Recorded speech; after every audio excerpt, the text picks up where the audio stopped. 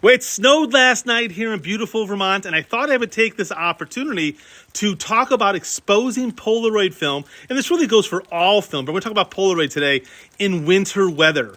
As I've talked about extensively here on Digital Revolution, when you're photographing, you have to understand your camera meter is dumb. Meters don't know what they're looking at. They're trying to expose for middle gray. So if I look at this white scene out of here with all the snow, what's going to happen is it's going to trick the meter, and the meter is going to underexpose all of the images. It's going to make what should be white snow, it's going to make it look dark and gray. So it's important that we compensate for that. But knowing that Polaroid film has a narrow exposure latitude, how much do we have to compensate? So the test that I ran today was using a SX70 camera that was modified for 600 speed film, and I did a side-by-side between that camera and the new Polaroid i2 camera. And so let's take a look at the results. Okay, so here are some of the cameras that I was thinking about this morning when I did this test. Obviously, the i2 Polaroid camera, I've been writing about this extensively here, and I decided on my SX70s and modified cameras to work with the one by Mint. On the i2 camera, just to quickly recap, in previous videos, I talked about how you should underexpose by 2/3 of a stop anytime you're pretty much outdoors in any kind of bright, full sky sort of day. And when you're indoors, you should shoot the camera basically at 0, which is a normal exposure.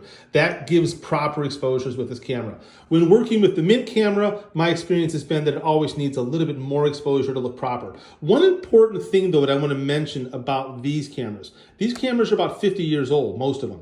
And as a result, each one, the meter in these cameras fluctuate a little tiny bit. So you can't assume that this camera and this camera, even though they're both alpha 1s, are going to have the same exposure reading. So the test that I'm going to suggest that you do, which is the one that I did this morning, if you're working with one of these vintage cameras, you need to actually probably shoot a few sheets of film just to confirm that your meter is seeing the same. If you're working with the i2, the newer cameras, I'm not worried about it at all. But once again, 50-year-old meters, you want to give it a quick check. So let's take a look at the Polaroids here. And I got two sets. The upper set here was done with the i2, and the lower set here was done with the Mint. One thing that I noticed right off the bat, the Mint camera, and I'm just panning over these, has a really nice color palette to it. It feels very bluish in winter. Whereas the other camera, the i2, it's a little more neutral, tending a little bit towards like a bluish green. I'm assuming that's because of the coatings on the two cameras being different. I've always found that the SX70s cameras run neutral to slightly cool, whereas the new camera has a tendency of running a little bit warm. So let's take a look at how these two results pan out. On the i2 camera, I've been recommending everybody doing -2/3 for normal shots. However, if you look at -2/3, it's way underexposed, and that's because of the snow.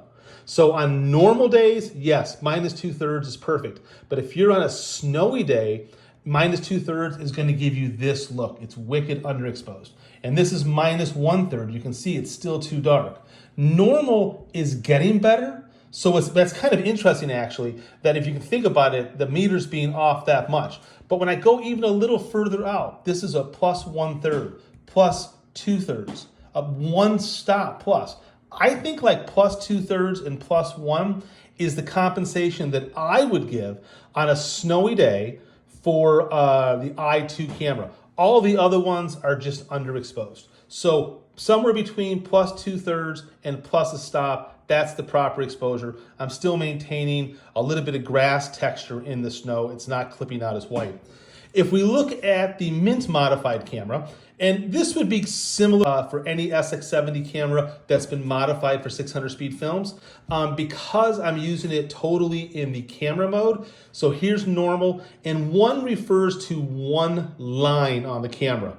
I'll show you that right now. All right, so you can see right here the camera's in the neutral position. It's in the normal exposure mode. The white and dark are evenly split. So when I say one line brighter, I mean you're turning the wheel to one line brighter, or 2 lines brighter, or all the way to 3 lines brighter. That's what I'm referring. This is how on the SX70 camera, and in this mode, you're going to control lightening or darkening the image. So now if I look at the SX70 modified ones, once again, using 600 speed film, what you can see is if I shot it at that normal setting, that middle setting, it's a little too dark.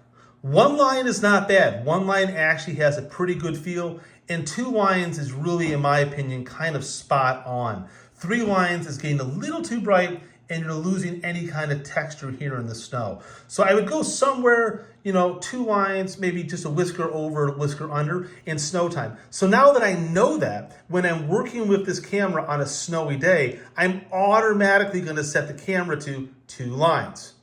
And that's really important. Just like how on the i2 camera, I tell you to do -2/3 on a normal day, but on a snowy day, you need to go +2/3 in order to have an accurate exposure. All right, so in conclusion, be sure to run this test yourself on your own camera because every camera is going to be a little bit different. If you're working with an i2 camera, one of the new Polaroid cameras, this should be pretty consistent. But as I said, if you're working with a camera that's 50 years old, you're going to absolutely want to run this test to verify it for your own shooting purposes. Thank you very much for listening. Have a great day and go shoot some film.